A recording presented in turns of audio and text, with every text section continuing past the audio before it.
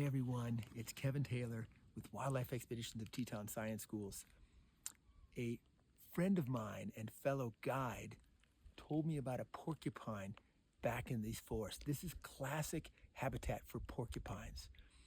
Porcupines are really widespread in the western half of the United States, all across Canada, much of Alaska. So they're not uncommon at all, but seldom do we walk in the woods or ski in the woods where we're looking up in the trees.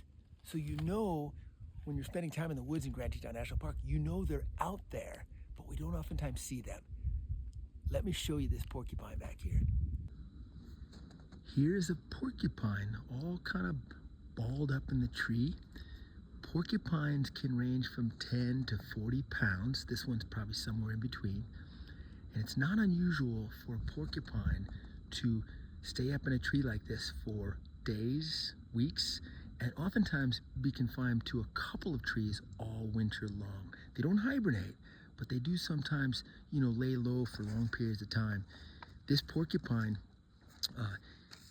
typically porcupines will eat young twigs of trees or shrubs or the buds of trees or shrubs. And oftentimes we find porcupines because we find where they've been eating the inner bark of trees. So just below where this porcupine is up on the branch, I can see where he's skinned off the outer bark and eaten the cambium, the inner layer of this tree. Porcupines are mostly solitary in the summer, and they can be a bit colonial in the wintertime. They're mostly nocturnal, so they're most active at night, but can sometimes, if you get lucky, you can see them during the day. And when we spot them, oftentimes it looks like a ball, kind of like this, up in a tree. And notice the way the sun is hitting that hair, making those yellow hairs really kind of pop a little bit. Most rodents, like mice and voles and ground squirrels, most of them have many young, okay? Whereas a porcupine is unique in the rodent order because they just have one pup per year. Their breeding season is September, October. They have about a 7-month gestation period, and then they give birth in April or May.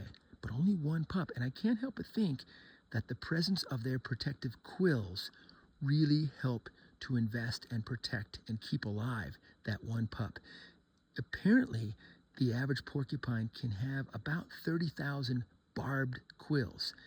And sometimes, unlike the lore, they can't throw those quills. If a predator makes contact with them, then that's when they get the quills in them. Come exploring with Wildlife Expeditions of Teton Science Schools.